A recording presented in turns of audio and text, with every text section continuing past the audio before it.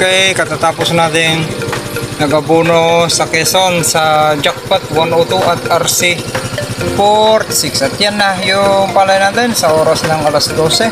Yan yung LCC ng jackpot 102 na drone direct seeding ng LGU at DE Manlig Isabela Project Atlas po. At yan na. Okay. Yan na yung update po ng code natin. Napakaganda. Yan na yung LCC sa tanghalin dapat. Okay pa rin. Hindi siya ganun ka-dark. At sakto lang. Iwas sakit. At yung lupa po natin, may nakikita pa akong tubig dun sa pinakakanal niya. Kasi may kanal yan papunta dyan. Palibot tapos yan. At sa mandi tayo magpapatubig. AWD pa rin. Tapos ulitin natin. Paglabas ng uhay, panicle exertion to sapaw, flowering stage ay kailangan na naka-maintain na po tayo ng at least 5 to 7 cm lalim ng tubig.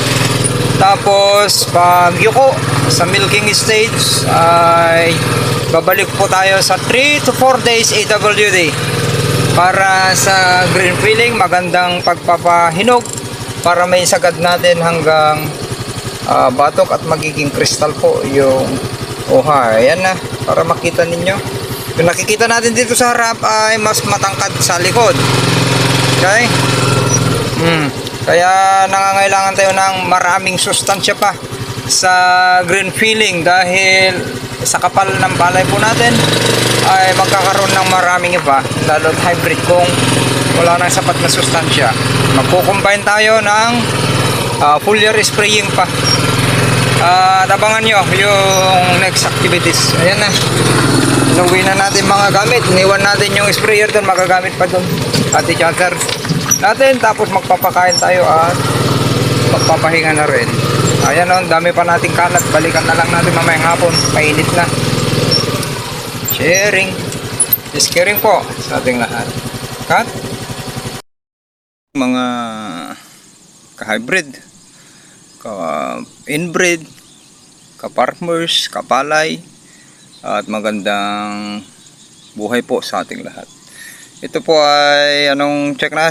Time check 6:51 at ang edad ng drone direct seeding na palay po natin ngayon na ayan, libre galing Department of Agriculture, LGU Manlig Isabela Project Atlas. Ito po ay jackpot 102 na may edad na halos na ito 67 days na mula nung nabitawan ng drone dito sa sakahan po natin. At kung mamimintin po natin itong dahon, mga dahon ng hybrid na jackpot 102 or RC 666H ay napakaganda para walang sakit sa panahon ng flowering stage to green filling stage, milking to green filling ay napakainam at hope na mataas ang anihin po natin kung ma-maintain po natin yung ganyan na hindi magkakasakit at hindi puntahan ng mga mapanirang mga peste at insekto. Okay? Abangan nyo na lang kung ano pa yung magiging activities natin dito. Tignan natin kung may upload natin sa YouTube. Punta nyo lang yung protocol po natin. I-browse nyo lang mula pagbabad ng binhi, seed preparation, pagpalutang hanggang ngayon ay may na-upload po yan. Okay? Baka mag-upload tayo mamaya. At yung palay natin ay nasa voting stage na. Okay? Hintayin lang natin na bibilog na at lalabas, mag-fully exerted yung plug leaf shift. At makikita na natin yung panicle kung may namatay ba sa dulo. Yun yung cause noon, yung namamatay dun sa dulo na palagi nyong nakikita sa inyong sakahan ay yung malamig na panahon. Yun yung month ng February pa ngayon ay mayroong time na malamig yung panahon. At yun yung cause nun, stress yung palay at magkakaroon ng patay na butil, greens sa dulo, sa loob pa lang ng puno nung panicle formation to buting ay patay na po yan bago pa lumabas. Hindi po yan sanhi ng insekto na palaging naririnig natin sa iba. Okay? Paano makontrol yon? Irrigated, since irrigated naman kayo, ay papasukan nyo at least 5 to 7 cm para magkaroon na makontrol yung lamig ng tubig, para makuha yung tamang temperatura, para maiwasan yung andaming patay na uhay, patay na butil sa dulo. Sayang pa yon, halos 5, kung bibilangin natin halos 5% yun, 5 to 10% yun naabot kung sa dulo. Sayang naman. Yun ay kadalasan sa hybrid at yung mga inbred na mahaba rin yung uhay na maraming bilang. May nakita nga ako dun, RC46, pero may tama ng ganun. Yan, dun sa dulo, yung mga kinukulang sa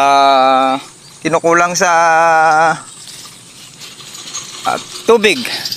Papasukan nyo lang ng malalim na tubig. Kung kaya nyo papasukan ng malalim na tubig, maiwasan nyo po yun, yung ganun, para mawarm yung palay, makuha yung tamang temperatura, maiwasan natin yun. Ang daming ulitin natin, ang daming patay na butil sa dulo. Okay, sharing is caring. Maraming salamat. Happy farming at work mode. Marami tayong gagawin, lilinisan natin na yan, tapos inuubos na natin yung dyan, naayos natin yung piggery, at sa Sabado siguro magtatap dress na tayo, panicle initiation dun sa bukid sa Quezon. Maraming salamat. At galingan nyo pa pala, dahil ang mahal na ang presyo, ibigay nyo yung nararapat sa palay, dahil yung sinabi ko nga sa group chat dyan ay kumpara naman, bigay nyo kunyari 3,000 pa yung cost ng fertilizer, ibigay nyo dahil ang mahal. Ang katumbas ngayon ng isang kaban ay 1,252 pataas, dahil sa presyong naglalaro 25-27, kung dry ay 31 to 32 pesos. Sana'y maabutan po natin. Maraming salamat.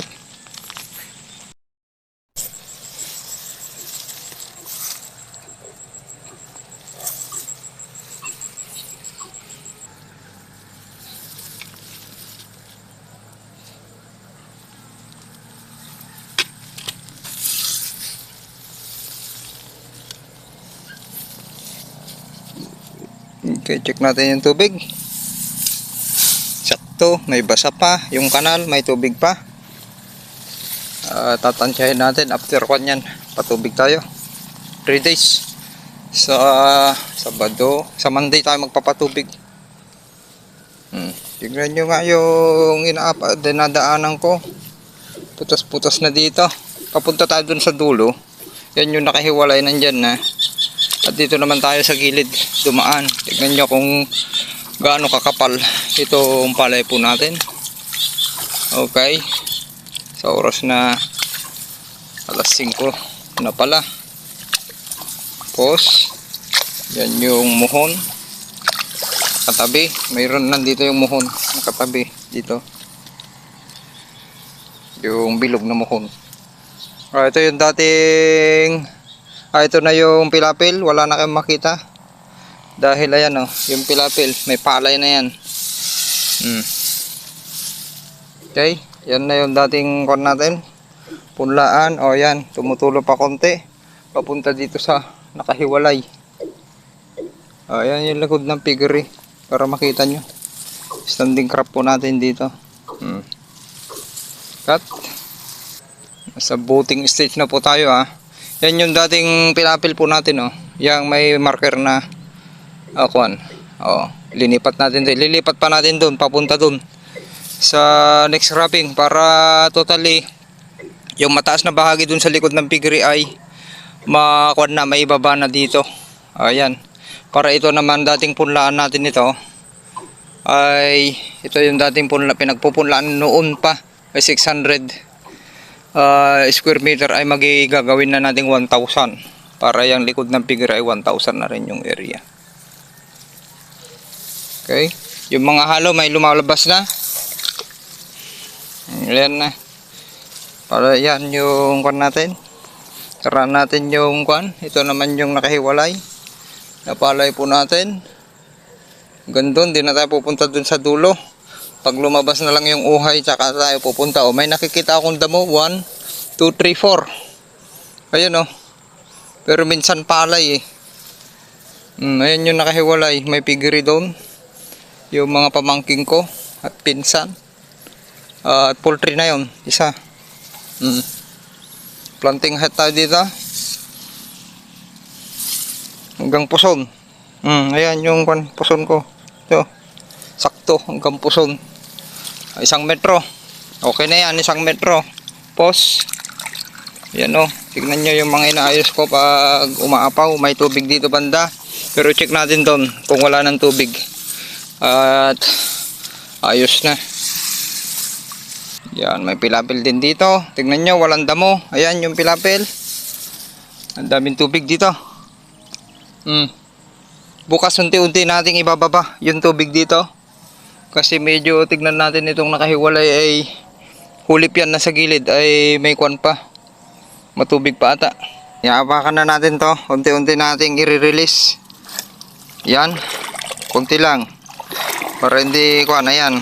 Wala tayong losses dahil ibabagsak natin dyan sa nakahiwalay. Kaya expected itong nakahiwalay ay malakas pa rin umani at malalaki yung magiging palay dyan. Dahil yung sobra nakasama dun sa tubig na kadalasan yan NFK ay papunta dyan. Okay, kailangan makapagtrabaho naman yung mga microorganism at titigas. Tignan nyo ang tigas. Dikitan yan. Tignan nyo yung puno ng palay natin, tigas. Hindi siya naglalaging. Ito banda ay malalim. Ito banda kapal. Walang espasyo. Okay, pause. Punta tayo dun sa dulo. Dun, para makita nyo kung ano na yung standing crop. Pit ko. Dapat tagasaka, marunong magpitpit. Hindi lang yung umikot sa bukid. Kahit nakikita ng may diferensya, ay hindi man lang iayos.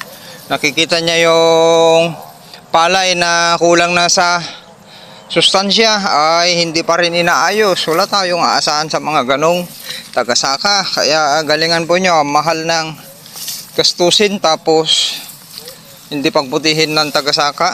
Kailangan i-report sa mga farm owner at yung farm owner naman ay ibigay yung nararapat lalo't panahon na mataas yung presyo ng palay. Para kikita, parehas nakikita po. Pansinin nyo, yung susunod yan yung hinabol natin. Dahil mababaw yung bungkal. Ibig sabihin, mababaw yung bungkal. Kahit na may mga microorganism tayo ay mauhuli pa rin dahil mababaw yung pagkunan ng sustansya. At matigas pa rin yung kanya. Kuan pa rin yung mas malalaki yung puno ng palay.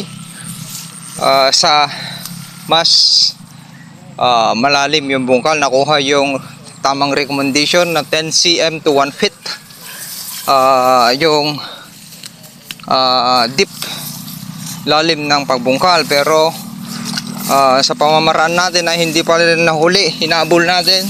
Yun nga lang, mas nagdagdag na tayo ng sustansya gaya ng sulfate yung tinira na natin dito. Ito maliit na pinitak na dating napakaganda to. Dahil sa mali lang sa pagbungkal ay nahuli siya. Okay? Yan o. Ito, pilapil pa rin. Walang damo. Pansinin nyo, pilapil natin dito. Walang damo. Naihabol natin. Okay? At least naihabol natin at mas greener siya. Konti. Napaka-strong ng palay po natin. Okay? Hindi basta-basta kung na yan. Mayroon man tayong kwan kasi naka-IPM tayo. Mayroon man tayong mga konting damage dyan sa stem borer kung sa panicle exertion to heading may whitehead tayo ay hindi ganun karami dahil nandyan yung mga mas maraming beneficial insect. Ayan yung palay natin Oras na alas 5, hindi siya ganun ka-dark. Okay? Dahil may sakto, pag nagbitaw pa tayo ay sakto lang. Yung kwan natin, hindi tayo tatamaan ng sakit. Ang daming uhay nito. Mapapalabas po natin. Dito na tayo sa susunod post. Sinin nyo yung mga pinitik-pitik ko, mas greener. Yun yung mga portion na dating maliliit, lumaki na. Yung mga may green-green dyan na nakalinya na nakita nyo, maliliit dati yan at kailangan nating ihabol. Dito natin. Kailangan may sapat na sustansya sa bawat yugto ng palay. Yung mga nahuhuli, bigyan ng sapat na sustansya. Ito yung pinitik din natin ng sulfate, buo ito, 1, 2, tapos 3. Yung dating nahuhuli, tignan nyo na, standing crop siya na yung mas green. Tapos nakuha na natin yung planting height, humabol na. Okay? May nakita ba kayong damo? Okay? Kung may nakita pa tayong damo, tatanggalin pa rin natin. Pero bukas, nasa Quezon po tayo. Yun naman yung paglalaan natin ng ano. Yan natin, abasan ko pa yung katabi. Dito naman yung 46, oh. Ang hahaba ng uhay dito. Sakon natin. Katabi. Tignan natin, may halo. Yung halo niya ay malapit na lumabas yun. Fully exerted yung plug lift shift. Malapit na bumitak. Tinabasan natin para next sa anihan, i-spit fire natin to. Hindi natin hahayaan na sisibol. Ito na yung nakahiwalay. Kita pa kayong damo. Kaya malaki yung chance natin maka 10 tons. Pos, ang importante sa pagpapalabas natin ng uhay ay kailangan mas marami yung halos uniform. Okay, yung lalabas na uhay, yung greens ay at least naparami natin yung bilang. Planting height dito sa gubat hanggang puson pa rin. Yan, nakikita nyo yan hanggang puson, hanggang baywang na. Diyan na lang, o buti may kanal dadaanan natin. Okay, pause. Check natin yung tubig dito. O meron pa, manaka-naka yung tubig, sakto pa. O sa kung tayo magpapatubig sa Monday na. Okay, doon tayo dadaan sa gitna. Tara, pause. O, ito yung hinabol natin, pinitikan natin dito dahil mababaw nga. Mahirap magpatubig noon. Dito, kulang sa tubig kaya mababaw yung bungkal dito banda sa likod na. Kasi mahirapan tayong paakyatin, pero tignan nyo nahabol pa rin natin. Kaya ganun lang yung gawin ninyo. Mura lang naman yung sulfate, maglaan kayo ng sulfate. Tignan nyo siya, mas greener siya. Ang ganda ng pagka-green niya. Kuhang-kuha yung pagka-green niya. Unlike dun sa, kasi ang tagal na yan, nanatablisan natin 48 das. Masyado tayong maaga sa 48 das. At least nasa kwan sana tayo 53 to 55 itong maturity ng jackpot 102 para mahabol natin. Tignan niya, ganda ng pagka-green. Dami nating aanihin dito. Dito pa lang, dito sa likod. Ganda nito, may isang damo. Tatanggalin natin mga na sa Sunday na. Wala pa tayong time. Ayun, dalawa damo lumutang, 3, 4, 5, 6 na damo. Tignan nyo na yung pinitig natin ng sulfate ay napakalinis. Okay, halos napitik na natin yan noong after 10 days mula noong kon natin nasa 50. Kailan ba tayo nagpitik? Meron yan yung pinuror ko sa inyo, balikan nyo na lang sa group chat. Okay, naihabol natin pati yung sowi. Planting height, importante yung planting height para sa mas dalot mas dikitan, mas maraming bilang ng butil, mas mahabang uhay. Okay, yan. Tara. Ayan, may tubig pa dito. Hindi tayo nagpapasok dito sa kon. Mayroon pa. Manaka-naka. Cut. Pansinin nyo itong tabi ng kanal. Dahil dami ng papatubig dito. Yung inulim natin, mas green siya. Ibig sabihin, mas nauhuli pa rin siya konti. Konti lang. Ilang araw lang yung huli niya. This is direct seeding. Parehas sa planting head natin. Hindi mahulugan ng karayom to. Kaya nga lang, kahit pa ganyan kakapal, ulitin natin. Direct seeding ito, kahit ganyan pa kakapal. Tignan nyo yung standing natin, tayo-tayo. Okay, hindi siya nakabaluktot. Kumbaga matutusok yung ibon dyan pagpupunta dyan. Na, hindi siya dadapo kung may uhay man dyan, hindi siya dadapo dahil matigas. Patigas yung palay natin. Sinabi ko nga sa inyo, pag kanyan ay tutunog. Pag nasa na yan, yung talagang totally booting state at palabas na yung uhay ay tutunog po yan. Ito, lumusot tayo dito sa gitna para makita nyo rin itong gitna. Kukunti yung damage natin sa stem borer pag ganyan napatigas nyo yung inyong palay. Minimal lang, wala pang, ayan ginids ko yung manaka-naka lang. Talagang pinunta ko dyan. Yung tagas dyan ay may tubig yan manaka-naka. Namamatay na yung mga old dahon. Maganda yan, ang kapalo. Pag mahapay yan, ang lapad ng dahon yan ay BPH. Okay? Brown plant hopper ang magiging problema nyo. At white back plant hopper yung magiging problema po ninyo pag masyadong maraming puno, dikitan. Kaya may iwasan natin yan dahil ang dami natin yun, damsel fly, yan. Dami natin kaibigang insekto, yan. Kakain ng mga itlog. At spider. Maraming spider dyan. Pag may hamog makikita ninyo. Nakagauge yan ng manaka-naka. Okay? Ayan, pansin nyo, nakagauge lahat yan. Tapos nandito na yung tubig. Tapos bukas i-gauge naman natin to. Kung tignan natin yung nakiwala kung wala ng tubig, ay unti-unti natin pababain din para hindi mauhuli. Para bibinat. Haba yung ugat at bibinat pa. Yung nagsasabay kasi yan yung ugat dito sa ibabaw at pailalim yung ugat. Tapos yung mga workers natin dyan, mga engineer ay magtatrabaho para mag-release ng medyo matagal tayo bago nag-tampers noon. Kailangan natin yon, magbibigay ng sapat na sustansya NPK na organic. Okay? Ayan, nakita nyo na. Yun na lang nakiwalay yung hindi nyo nakita doon sa dulo. Kita nyo na yung epekto ng sulfate yung pinangkuan natin. Murang-mura yun, isakripisyo ninyo. Maganda yun, pang top dress, yung sulfate.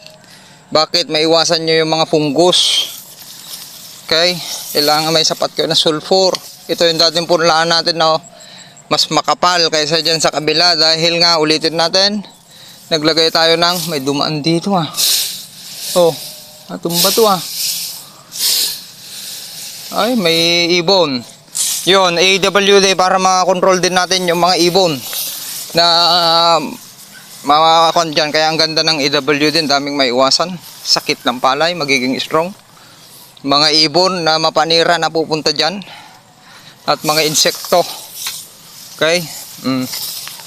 Yan yung linagyan natin manure, may epekto pa ang kapal dito sa punlaan natin ng LP 2096 at 937 noon. Tingnan nyo, kaya sinasabi ko sa inyo, gusto nyo biglain, maglagay kayo ng manure. Ang tagal nyo pakinabangan po yan. Yung lupa ninyo para makorek. Okay, tapos gawin ninyo yung mga nilagay natin protocol, soil conditioner. Wala, hindi yan kung walang matagal kayong magbalik. Mapaganda yung sakahan kung kulang sa kawan. Okay, dayami, balik ninyo, abulukan ninyo. Ayan espresyo ako, namatay na yung dahon ng, ayan yung na-stress sa tubig. Ganyan pag na-stress sa tubig, halos mamatay-matay na. Yan, may damo pa. Ilan na nabilang natin? Likod ng piggery. Linis na yung piggery po natin. Lilinis pa tayo bago uwi. Dito, pinagpunlan natin ng SL 1988, Bio Rice 650 at bagong variety na Bio Rice. Okay? Ang kapal din. Ba? Ito, tatangkad ng palay dito. Yan, nalagyan lahat ng manure yan. Yung untreated natin, ang kapal. Okay. Kita nyo na lahat. Tara, maglilinis tayo dun sa gugula. Lalagyan natin ng gulay. Okay. Tignan nyo nga yung untreated at treated. Halos parehas na. May kondo, no? May namatay na kondo, no? Namamatay na mga puno, may daga dyan.